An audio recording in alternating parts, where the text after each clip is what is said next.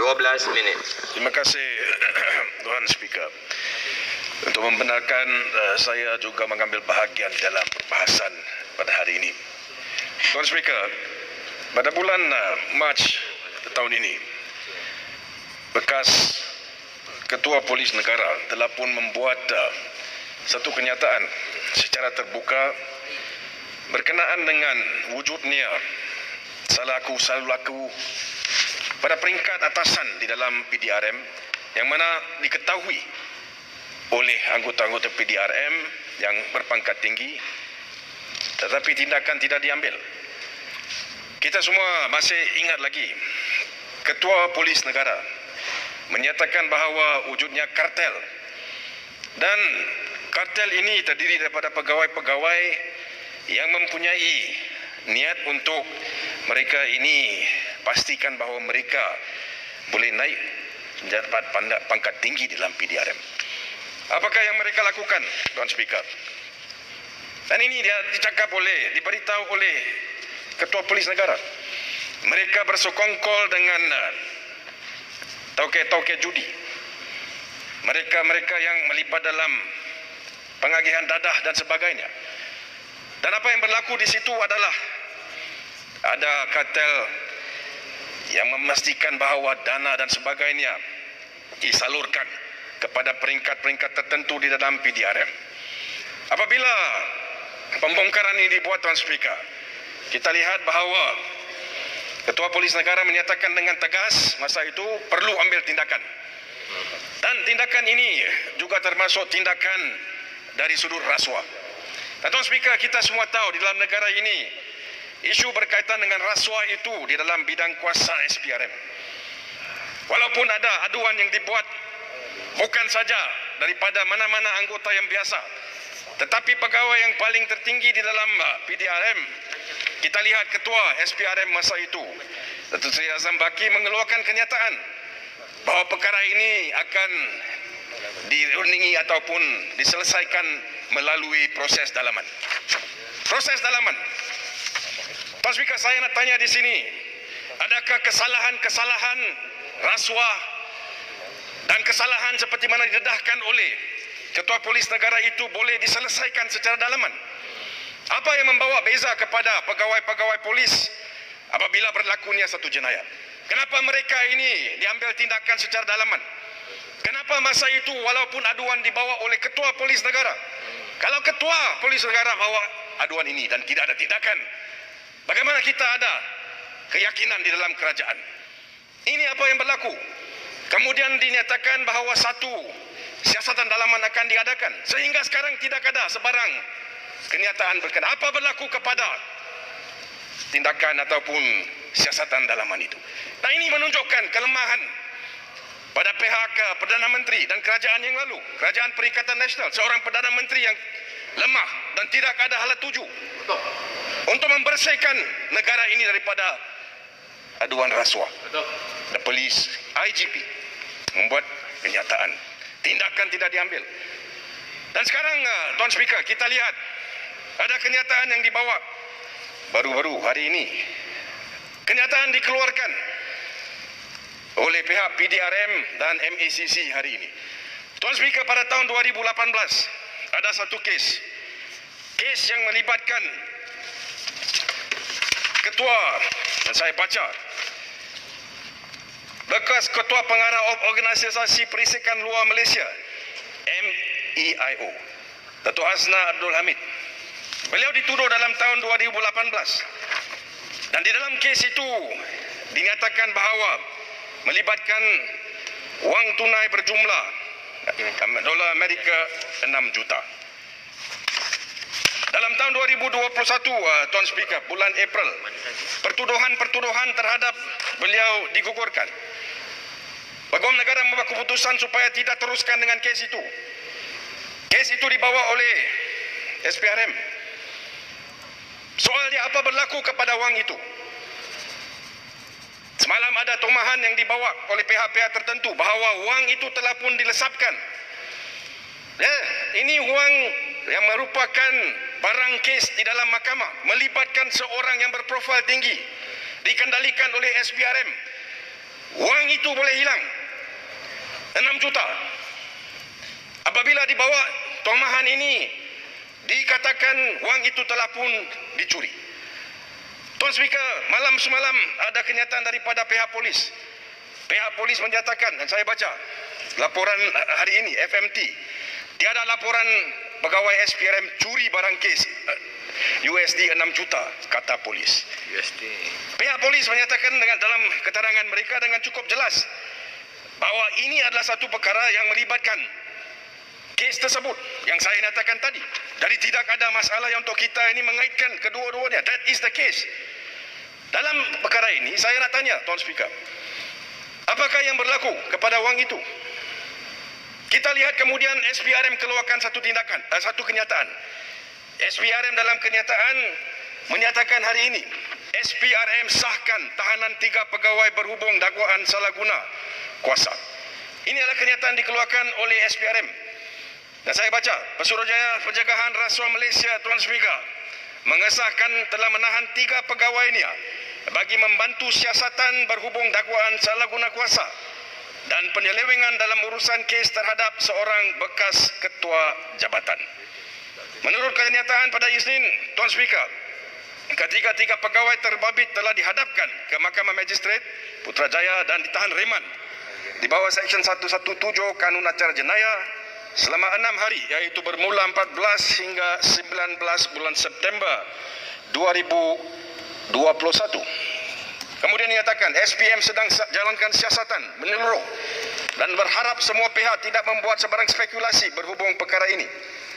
SPRM dalam masa itu menegaskan ia tidak akan berkompromi atau melindungi mana-mana pegawai yang terlibat dalam sebarang perbuatan jenayah serta akan ambil tindakan sewajarnya sekiranya perbuatan itu benar berlaku. Tuan Speaker, saya ingin tanya beberapa soalan. Pertamanya, Tuan Speaker, ini kes curi barang kes. Kes curi itu di bawah bidang kuasa polis, bukan SPRM. Jadi kenapa pihak SPRM yang membuat tangkapan dan tahanan? Ini adalah perkara yang melibatkan pegawai SPRM. Takkan kita ada keadaan di mana SPRM siasat SPRM sendiri? Kenapa ianya berlaku? Baru berlaku dalam permulaan tahun ini, berlaku sekali lagi. Saya juga nak tanya, adakah benar bahawa wang ini dan tangkapan-tangkapan ini ada hubungan dengan pegawai kanan SPRM? Ya. Dan bagaimana ianya boleh disiasat oleh SPRM? Tangan kiri siasat tangan kanan. Ini menjadi satu perkara yang kita lihat. Adakah ini juga akan menjadi satu kes di mana dinasihati dan nasihat diberikan supaya ada siasatan dalaman? Tuan Speaker, ini kes yang dihadapkan ke mahkamah. Barang kes yang telah pun melalui proses mahkamah boleh lesap. Dan SPRM keluarkan kenyataan, dia kata jangan buat spekulasi. Kalau ada kenyataan tidak ada butir-butir, rakyat akan buat spekulasi kerana SPRM yang gagal memberikan butir-butir. Dan apa berlaku kepada kerajaan kita? Kenapa kerajaan kita di bawah pimpinan Perdana Menteri sekarang, Perdana Menteri yang berhormat Bera, menunjukkan bahawa beliau pun lemah. Tidak ada kekuatan, iltizam untuk kita tukar. Sebut cakap berkenaan reformasi, tapi mana? Kita mau lihat perbezaan. Tidak boleh ada satu keadaan di mana pegawai-pegawai yang dikatakan ada kaitan dengan pegawai kanan satu jabatan siasat sendiri. This is not a joke. Ini perkara yang sangat serius dan saya rasa kita perlu menunjukkan kepada rakyat bahawa ada ketelusan pada pihak kita. Kalau kerajaan betul-betul nak tunjukkan kerajaan reformis, maka saya minta supaya jawapan diberikan dan juga keputusan dibuat esok, supaya kes ini disiasat oleh badan yang bebas yang boleh menunjukkan bahawa siasatan itu adalah siasatan yang tepat dan juga siasatan yang transparan dalam menyelesaikan masalah ini. Pucung minta jalan. Ya, sila perlu intan. Terima kasih Yang Berhormat Pucung. Saya ikuti perbahasan Pucung dengan cukup teliti sekali. SPI merupakan badan pencegah rasuah. Apa kata jika SPI sendiri rasuah? Maka saya ingin bertanya kepada kerajaan, apakah mekanisme semak dan imbang ke atas SPRM sendiri supaya pastikan badan pencegah rasuah ini betul-betul cegah rasuah? Apakah pandangan Yang Berhormat Pucung? Sila, Pucung. Terima kasih Yang Berhormat daripada Teluk Intan. Di situlah saya rasa tempat yang kita ada keraguan. Buat apa kita ada keadaan di mana kita menyatakan kepada rakyat di luar sana, kita nak perang rasuah, kita nak perang jenayah. Tetapi bila kita lihat mereka yang seharusnya melawan rasuah dan lawan jenayah ini terlibat di dalam perkara-perkara itu sendiri. Kemudian kita lihat ada keadaan di mana tangkapan dibuat oleh jabatan sendiri, siasatan dibuat siasatan dalaman. Kemudian kalau ada SPRM, dalam kes polis dulu ada unsur-unsur rasuah. Ketua SPRM kata, tak apa, ini masalah dalaman. Sekarang kita lihat ada siasatan dalam SPRM. Takkan polis pun nak kata tak apa, ini masalah dalaman SPRM. Tak boleh macam ini. Betul. Adakah ini satu keadaan di mana SPRM tidak mahu siasat polis, polis tidak mahu siasat SPRM? Dalam keadaan itu, apakah seharusnya kita laksanakan sebagai wakil-wakil rakyat dan ahli-ahli parlimen? Sila, Lemah Pantai. Terima kasih Yang Berhormat Puchong. Tadi dalam Terima kasih Yang Berhormat Yang Direktur. Saya ada dalam ucapan saya tadi ada sentuh perkara yang sama. Dan bila Yang Berhormat Puchong bangkitkan beberapa perincian dalam isu ini, adakah Yang Berhormat Puchong bersetuju bahawa dalam keadaan ini bukan sahaja SPRM tidak boleh menyiasat diri sendiri, kerana yang berlaku tuduhannya ialah bukti kes yang telah diseleweng, yang telah hilang. Maka selain daripada itu, selain daripada SPRM tidak boleh menyiasat, ya, sebab kata orang putih, kata Mak Salehnya ialah who watches the watchman, ya. Tapi dalam kes ini, adakah Yang Berhormat Puchong setuju bahawa the head of SPRM pada waktu ini perlu direhatkan sehingga isu ini dapat diselesaikan? Apa pandangan Yang Berhormat Puchong? Sila Lemah Pantai, sila Puchong. Terima kasih Yang Berhormat Lembah Pantai. Saya rasa apa yang disebut oleh Yang Berhormat Lembah Pantai itu boleh masukkan dalam ucapan saya. Tuan Speaker, bukan saja satu keadaan di mana ada aduan yang mengaitkan pegawai SPRM. Ada juga kemungkinan aduan di mana dikatakan bahawa ada kaitan kepada pegawai kanan dalam SPRM. Kalau sebenarnya ada kaitan itu, bagaimana kita boleh harapkan pegawai-pegawai SPRM untuk siasat pegawai kanan mereka? Ini satu perkara yang cukup simple untuk kita faham. Jadi di situ saya sekarang mengulangi sekarang. Kita nak tunjuk, kita nak lihat kerajaan yang baru ini menyatakan bahawa mereka reformis. Saya nak minta tunjukkan sikap reformis ini sekarang. Kalau betul-betul reformis, buat sesuatu untuk selesaikan ataupun mengatasi masalah ini dalam masa yang terdekat. Kalau tidak, you are just the same. You are no different. And ini adalah apa yang kita kena lihat menjadi kerajaan gagal sekali lagi. Tuan Speaker, saya membalik kepada apa yang disebut oleh Pengerang di dalam ucapan beliau. Pengerang telah pun menyentuh satu perkara yang cukup baik berkenaan dengan kuasa Peguam Negara. Peguam Negara itu menurut Pengerang, Yang Berhormat Pengerang, harus dipisahkan kuasa dia. Kuasa sebagai peguam negara dan kuasa sebagai pendakwa raya. Kenapa? Kerana disebut di situ mungkin ada konflik. Tidak mau kelihatan seolah-olah peguam negara yang membawa pendakwaan kalau mereka itu adalah orang yang sama. Saya rasa kita juga perlu lihat kepada ketua polis negara. Kita juga perlu lihat kepada ketua SPRM.